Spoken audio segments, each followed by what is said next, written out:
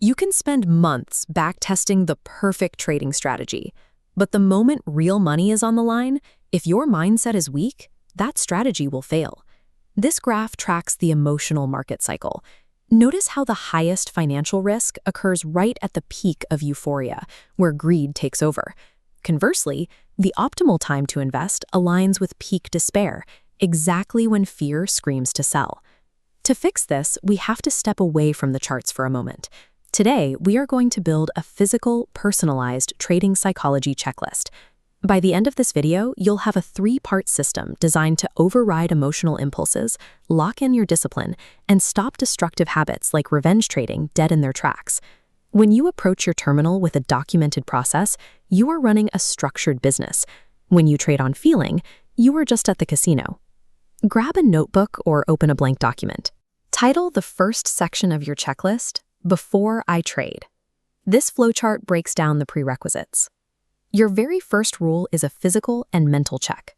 Before taking any position, you must assess your state. Are you calm and focused? If you are feeling anxious, distracted, or tired, you close the platform and walk away. Next, we move to the planning stage. Your second rule is to define a realistic daily goal, like a specific profit target. Once you hit that number, you stop. This boundary prevents greed from pulling you back into the market to chase just a little bit more. Your third rule is technical strictness. You must write down your exact entry and exit points before you ever click buy. Think of an active trade like harvesting a mango tree. If fear takes over, you pick the fruit too early, leaving potential profit behind. But if greed takes control, you wait too long and the fruit rots. By setting hard exit parameters ahead of time, you build a fence around those emotions. You know exactly what constitutes a successful harvest and when to cut your losses. Deciding your parameters before the market opens removes in-the-moment emotional decision-making. You are executing a plan, not reacting to a screen.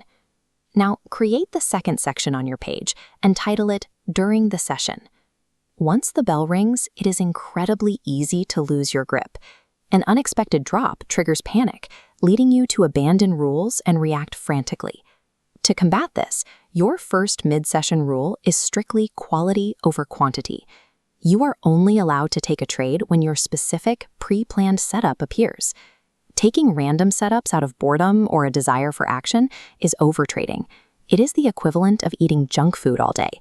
You feel busy in the moment, but you are slowly harming your account's long-term health. Your next rule is the loss protocol. If a trade hits your stop loss, enforce a mandatory 15-minute break. You must step away from the monitors. This break prevents revenge trading. After a loss, the immediate urge is to jump right back in to win that money back. That is exactly how a gambler behaves when chasing a losing bet. Risk parameters are ignored, and the losses only compound. These mid-trade rules act as vital circuit breakers. They guarantee that one bad decision, or one bad market swing, cannot escalate and wipe out your entire portfolio. Finally, we move to the post-market phase. Title the third section of your document, Afternoon Evaluation. This chart outlines the difference in how professionals and amateurs review their day.